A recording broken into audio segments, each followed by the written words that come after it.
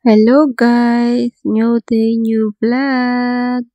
At pagkatapos naman namin mag-check-in ng hotel, naligo lang kami at umalis din ulit. Matagal pa namin bago makita ang hotel. Ang dami naming nilakad. Mahirap kasi wala kaming internet.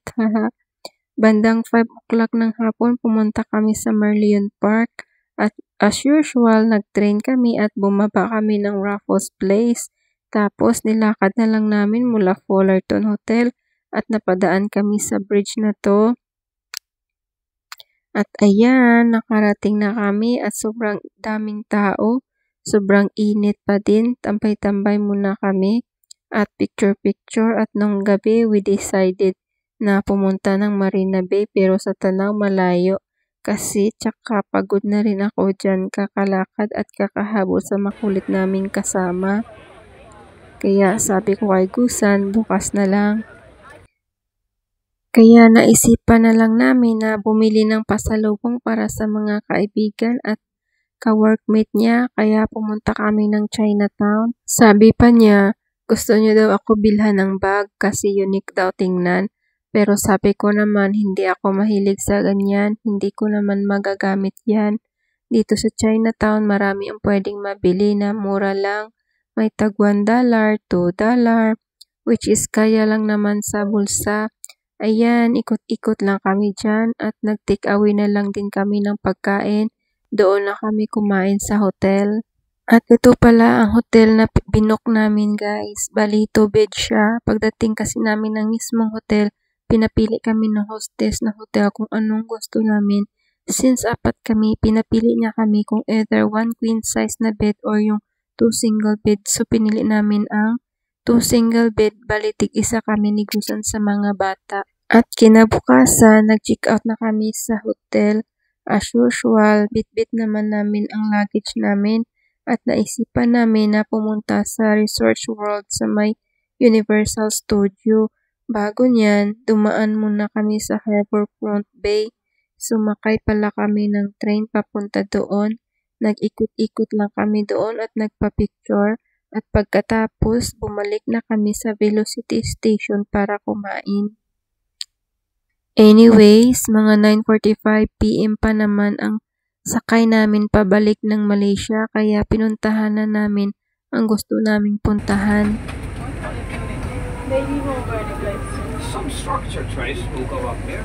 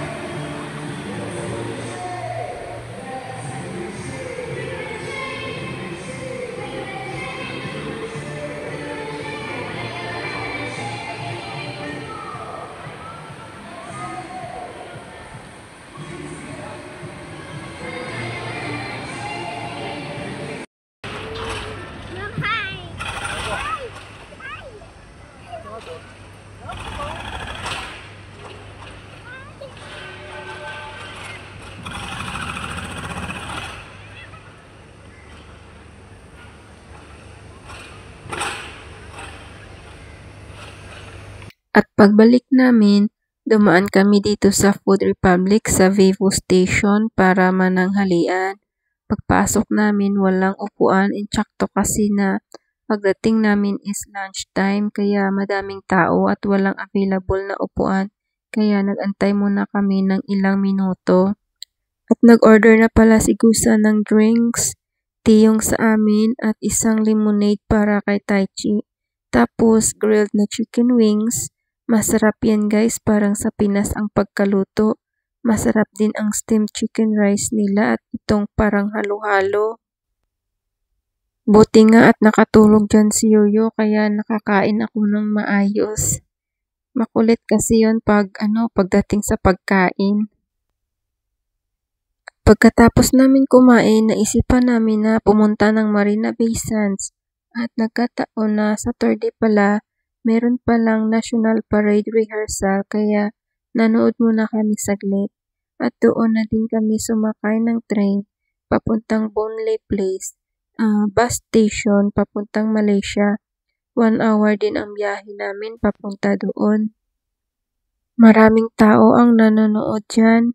May nakasabay pala kami sa train na isang auntie. Niyaya niya kami na manood muna. Hindi kasi namin alam na may ganito. At pagdating namin doon, kakastart pa lang ng parade pero hindi na namin pinatapos kasi kailangan na namin umalis at baka maiwan kami ng bus. Kaya itong pagpunta namin ng Singapore, it was really a good experience to remember para sa mga bata. Hanggang dito na lang muna guys. See you on my next vlog. Bye!